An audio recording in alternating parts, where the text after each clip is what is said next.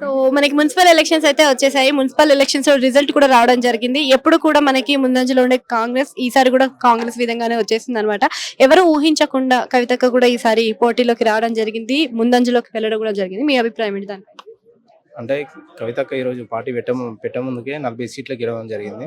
అంటే రాబోయే రోజులలో ఇంకా పార్టీ పెడితే ఏ స్థాయికి పోతుంది మీరు కూడా అర్థం చేసుకోవాలండి. ఇంకా party okay sir. So okay. KTR గారు కూడా కొన్ని సందర్భంలో చెప్పడం జరిగింది కదా! కవితక్క కాంగ్రెస్‌లో చేరే అవకాశాలున్నాయి. వాళ్ళు చెప్పినట్టే కవితక్క వింటుంది అని చెప్పేసి కొన్ని సందర్భంలో అనడం జరిగింది. మీకు దానిపైన ఉన్న అభిప్రాయం? అది ఏం లేదండి.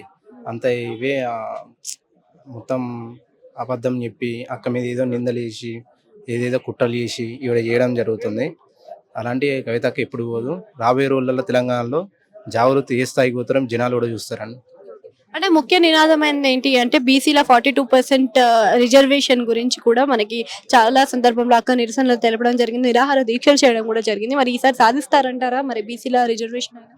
అంటే 42% అనేది ఫస్ట్ అక్కనే తీసుకొని రావడం జరిగింది. అంటే ఇది కాంగ్రెస్ ఇప్పటివరకు కూడా 42% తీసుకురాలే కదా! రాబోయే రోజులలో అక్క కూడా అది బీసీలకు చాలా సపోర్టింగ్ ఉండి రాబోయే రోజులలో బీసీలనే ఏదైనా చేయడం జరుగుతుంది.